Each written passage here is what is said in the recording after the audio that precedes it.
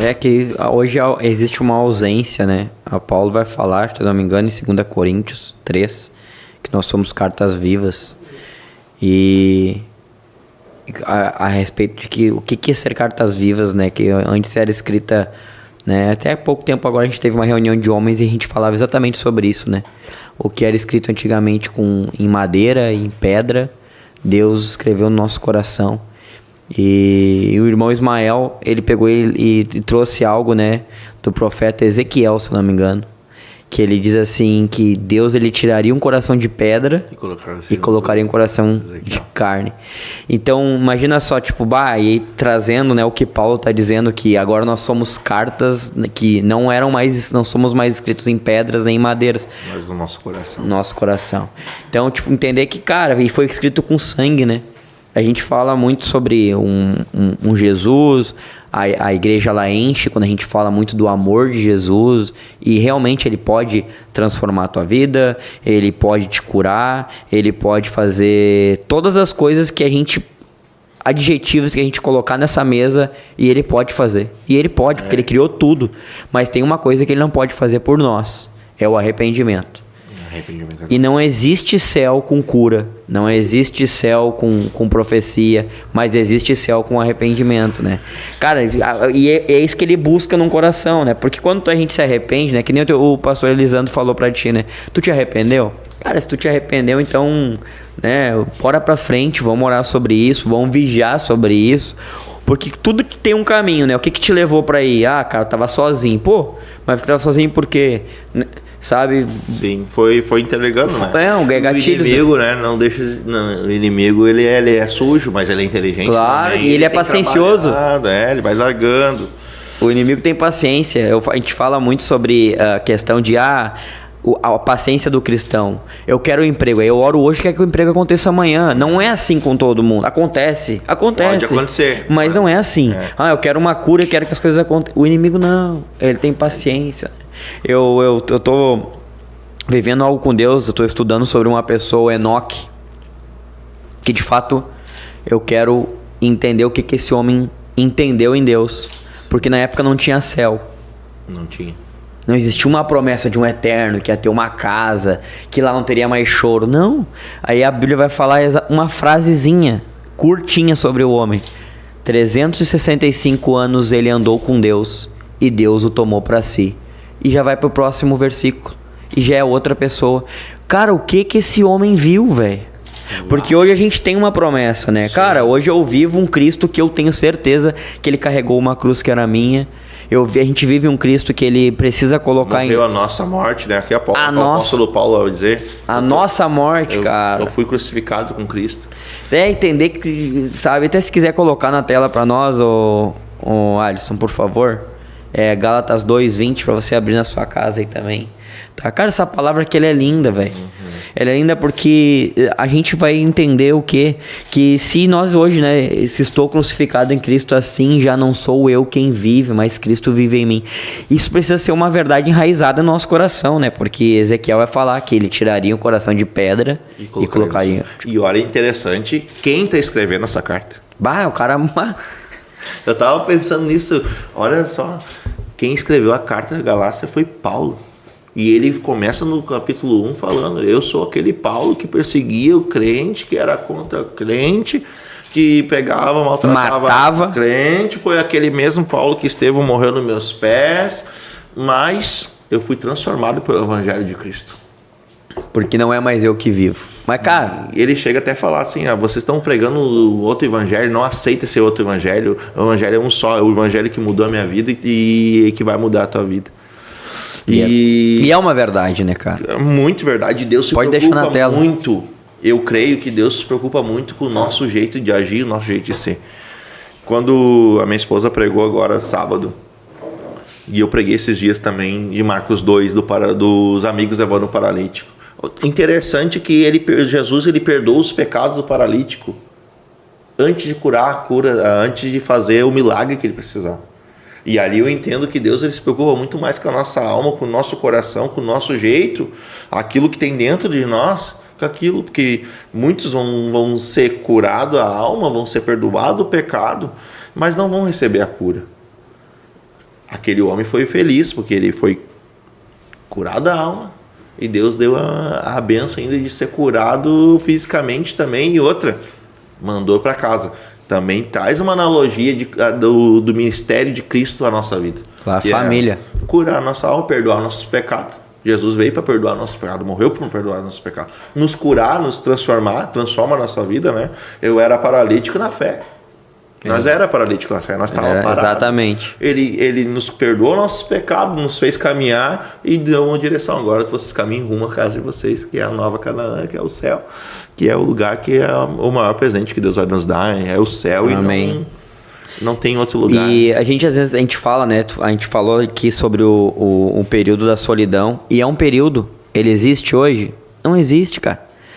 Hoje o Miqueias, eu tenho certeza que o Miqueias tem amigos cristãos hoje, que se quiser a agenda dele de segunda a domingo, ele vai ter um compromisso com alguém, com algum irmão para falar sobre Bíblia, né? Para acabar conversando sobre alguma coisa que venha do reino. Então essa solidão é um processo que todos nós, você aí que está assistindo a gente. O apóstolo Paulo passou. Ele falou. Sozinho. O apóstolo Paulo vai relatar na carta dele que ele passou fome, ele passou frio, ele passou nudez, ele passou tudo. Né? Para mim, depois de Jesus, o apóstolo Paulo é o cara que mais me inspira, assim. E ele pela história que viveu, eu passei por tudo. Eu passei por tudo por amor a Cristo. É um cara que chega a dizer ao ponto que a graça te basta, sabe? Porque ele entendeu que o poder de Deus se aperfeiçoou na fraqueza dele. Um homem que consegue dizer, com a autoridade e o poder que ele tinha na época, ele chegar para os demais, escrever uma carta dizendo que ele é fraco. Imagina. Porque né, ele coloca no lugar de que é o seguinte, cara, eu sou fraco, e só que a minha fraqueza, o poder de Deus, ele se aperfeiçoa quando eu sou fraco e não quando eu sou forte. Sabe, cara, a gente precisa... A Bíblia não fala quanto esses amigos que levaram esse outro amigo foi abençoado. Não, a palavra não fala o nome desses caras. Não fala o que aconteceu com eles. Não vai ter uma história bíblica sobre esses 4 caras, mas eu tenho certeza, cara, que eles foram honrados.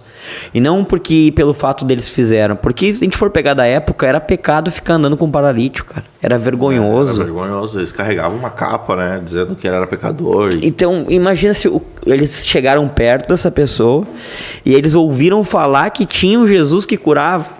Eles ouviram falar e fizeram o que? Abriram o telhado de uma casa. Só que tem um negócio que é interessante nessa passagem, que eu falo para algumas pessoas, é que Jesus diz assim, tá bom, agora vá e não peques mais. Leve a tua maca. Tipo, os amigos carregaram a maca até perto de Jesus. De Jesus para frente, de Jesus para casa, de Jesus pro céu. Pega a tua maquinha, velho, e vai. Porque às vezes as pessoas, eu coloco uma expectativa em cima do Miqueias. O Miqueias é benção, mas o Miqueias não tem o poder para me levar pro céu. Não. E o Miqueias ou o irmão Everton, nós somos falhos. Com certeza. Alguma hora nós vamos dar uma deslizada, não querendo. Eu falo pra essa galera. Acontece. Espera de mim a decepção.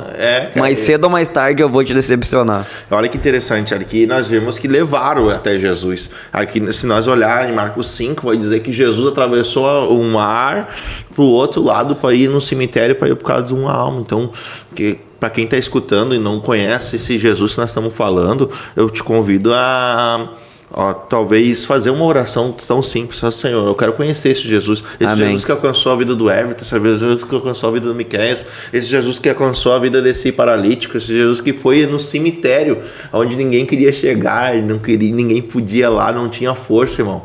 Jesus foi lá, atravessou um rio, passou por uma grande tempestade para mostrar para aquele homem que ele era importante. Então, ele era amado, né? Jesus, ele tem poder de mudar a vida de qualquer um. O apóstolo Paulo era um matador, cristão, assassino nato.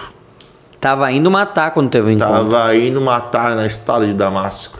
Jesus tem um encontro com ele. Então, eu creio que Deus, ele é poderoso e ele pode alcançar uma vida através de um podcast, ele pode alcançar lá no nosso trabalho, numa conversa. Hoje eu tive uma conversa com um amigo meu e ele me falando que ele era meio ateu. Eu falei assim, mas o poder de Deus, ele é real. Eu também era meio ateu até Jesus falar comigo. Depois que Jesus falou comigo, não tem, irmão. A voz de Deus, ele é real, o Espírito Santo, ele é real, e ele anda no nosso meio, e ele que tem o poder de mudar a vida do homem. Ele transforma, e ele transforma de dentro para fora, que aí é a mudança, quase quebrei tudo aqui. Não. Aí é a mudança de verdade, que vai passar anos, né?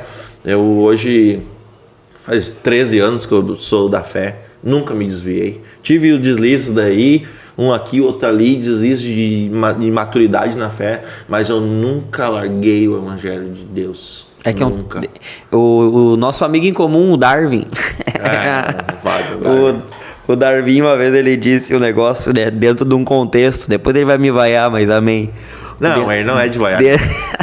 Dentro de um contexto, ele disse que depois que o cara encontra Jesus e o cara tem um encontro e começa a, de fato, congregar em algum lugar, ter uma família, viver algo com Deus, o cara não peca mais em paz, né? Ele diz assim, não que o cara... Ele tava tentando explicar, não que o cara queira pecar em paz, mas é real, porque eu falo pra algumas pessoas, né, que, velho, tu fez sem saber, de verdade?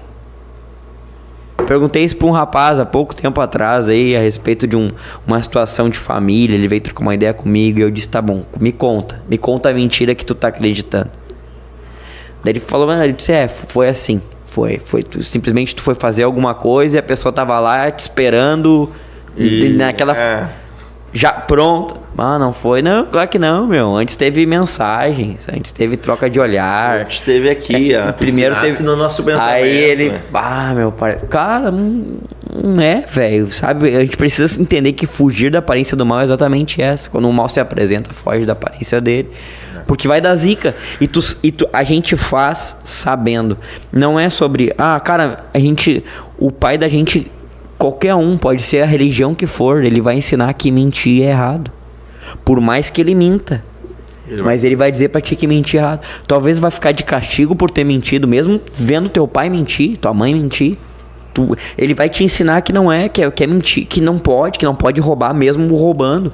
Por quê? Porque é algo que se torna cultural na nossa vida. Então a gente vai crescendo com algumas bagagens, que a gente toma algumas escolhas, né, da nossa vida de seguir o mesmo caminho ou não. E a gente fala muito, eu e o pastor Joey, a gente fala muito, né, hoje meu amigão, meu pastorzão, e a gente fala muito sobre algo que é difícil de dar. É aquilo que tu nunca teve. Cara, aquilo que tu nunca teve é a coisa mais difícil que tem de dar, meu. E quando a gente entende que é igual paternidade, né, cara? É igual, tipo, hoje eu trato meu filho diferente do que o meu pai me tratou. E o meu pai nunca me tratou mal. Sim. Eu nunca fui rejeitado em casa, mas hoje eu trato meu filho... Melhor ainda que o teu Melhor pai. ainda, Sim. Tá entendendo? Meu filho tava dormindo agora, quando eu cheguei em casa, e eu acordei ele com um beijo. Eu beijei ele, eu fiquei olhando, mas nunca na vida, tá ligado? Existia outras formas de dar carinho, de puxar por um pé. Acorda, rapaz, tá entendendo? Mas porque é diferente, cara. A gente precisa entender que a gente precisa dar algo. Jesus nunca recebeu amor, cara, a não ser da sua mãe, que o amava. Nunca recebeu, cara. Ele foi pra uma cruz. Aí tu entende o que João, sabe, fala sobre o deitar-se no peito do amado. Cara, Jesus amava, João, ele amava Jesus, cara. Então a gente precisa, sabe, hoje, precisa sim ter uma vida com Deus, e ter uma vida com Deus não é fácil. Eu entendo que ter uma vida com Deus é tu orar quando tu não quer, tu jejuar quando tu não pode. Mas eu tô de jejum e fui convidado para um aniversário. Jejum igual. Porque se tu escolheu a data do jejum, Deus te deu um propósito para aquele jejum, tu vai tirar aquele jejum do propósito por causa do aniversário, quer dizer que tu não tá amando a Deus acima de todas as coisas. Até falar em aniversário, cara, se meu pai estiver vendo, peço perdão pro meu pai, hoje é aniversário dele, feliz aniversário, mas amanhã nós voltamos lá pra comer a carne. Amém, é isso aí, faz parte, né? Eu que agendei esse horário, esse dia, esse horário aí. Meu pai é homem de Deus, presbítero também, graças a Deus, né? Quem tem a visão de Deus sabe que das importâncias, às vezes não temos dia nem horário, né? Ainda mais nós. Eu creio que Deus tem um chamado para fazer algo para alguém, para fazer a diferença. Não tem dia, não tem hora, irmão. O telefone vai tocar, né? E como tu falou ali, tu tem muitas pessoas chegam em mim, tu é benção, teu jeito de ser, teu jeito de agir. Eu tenho irmãos bem mais velhos que me beijam, me falam que me amam e coisa. E eu dou glória a Deus a isso. Porque eu tenho um celular, aqui no meu celular eu tenho uma lista de amigos, mano. De amigos que eu sei que se eu precisar de uma oração, eu sei para quem eu ligo. Eu tenho a lista de pastor. Eu sei se faltou a gasolina, eu sei para qual irmão eu vou ligar. Então nós temos que ter isso aí. E eu creio que essas bênçãos que Deus vai nos dando, vai gerando pessoas perto da gente, que nem... Não comparando, né? Mas Jesus tinha os discípulos e a palavra de Deus vai dizer que o João era o discípulo amado. Então, eu tenho amigos, eu tenho pessoas que eu gosto de sentar e conversar, tem pessoas que eu gosto de sentar e orar, tem pessoas que eu gosto de ir lá e ajudar. Então, nós que temos um chamado de Deus, nós temos que estar disponível. Então, não tem data nem hora, né? Que nem hoje é aniversário do meu pai, eu tenho certeza, nós já combinamos, eu e meu irmão já falamos, tenho um compromisso nas coisas de Deus. Não, vamos mudar para outro dia. Amanhã nós vamos ter culto, depois do culto nós vamos lá fazer um churrasco. Cara, e vai ser benção igual, só que nós temos que cumprir aquilo que Deus tem nos chamado, né? Se Deus nos chamou, tem que nos colocar na brecha e... Isso aí, né?